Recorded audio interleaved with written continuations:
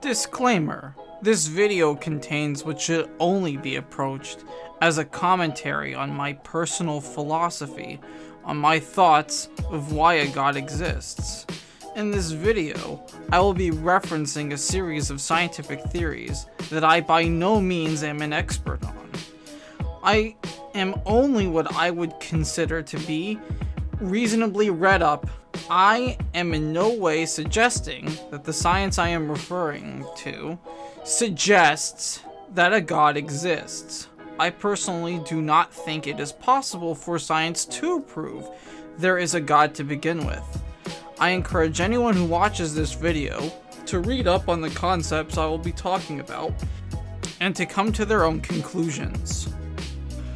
This video is also a part 2 to my Modal Ontological Argument video.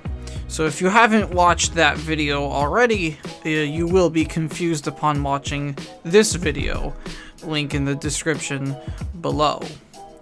So we'll be talking about how a maximally great being exists in the actual world, since in part 1 we discussed how a maximally great being does exist. So for starters, let's continue with at least a tiny bit of logic. If a maximally great being exists, it stands to reason that it would exist at the highest form of existence that is possible. After all, if a maximally great being had all great-making properties, wouldn't maximum existence be among them? The highest form of existence possible is, simply put, the form of existence that accounts for all dimensions and allows for existence in all possible worlds. So, in other words, if a maximally great being exists in the actual world as we know it, described by science, then its very existence has to actually be reflected by that science to some degree. So, the hypothesis I'm going to be pointing to today is the multiple worlds interpretation of quantum mechanics.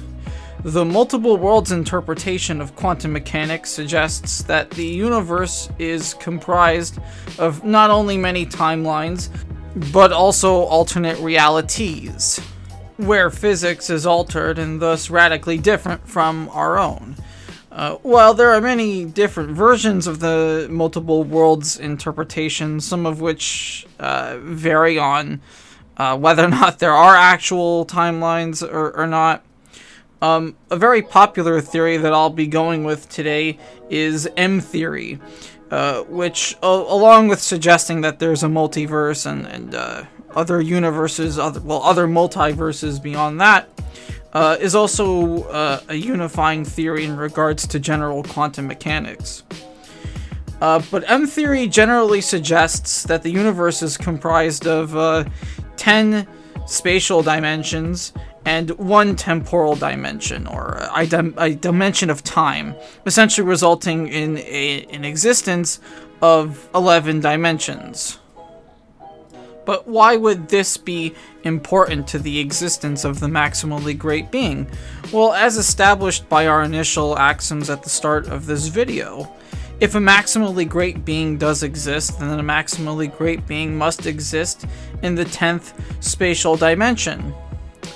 Now, what's interesting is how if we were to describe a 10th dimensionally existing being, it would appear as though it fulfills a number of attributions that we already associate with a figure. For example, since the maximally great being would have to exist in 10 dimensions, said being would, by definition and virtue of existence, be the strongest thing in existence. Nothing that exists below it logically would be able to actually destroy it or hunt it or you know, even hurt it. Said being, by definition and by virtue of existing, would also have to be all-knowing, as he existed not only above every timeline, but he would also have to be intimately familiar with every possible reality and all of its timelines. and said being would also be not observable, at least not in a practical sense. This allows us to have a good understanding as to why God tells us things along the lines of that we can't see him, or that to see him would burn our eyes. This makes sense given the logic, as if God truly were a maximally great being by definition, and thus existing in 10 dimensions, his very existence would be so complex that to organisms like us, it would seem as though such a being would actually be impossible just through sight alone. But this also has major implications for predeterminism. The maximally great being, in theory, ought to be able to see every single timeline as it occurs, with every decision that occurs as well. The very notion of multiple timelines in on itself would seem to suggest that predeterminism can't be true, as our decisions are what create new timelines to begin with. And so we can also use multiple worlds interpretation to suggest that there is indeed some level of scientific proof that our decisions matter, that they literally steer the course of the universe into its set path. This may also help explain several behavioral tics.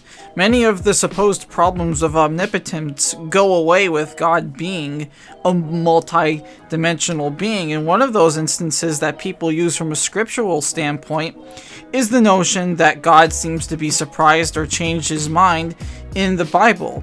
And that is true, those events do in fact occur in the Bible. But when we read that with the context that there are multiple timelines, well then suddenly the context changes. It's no longer God living in a singular timeline and being trapped in 3 spatial dimensions.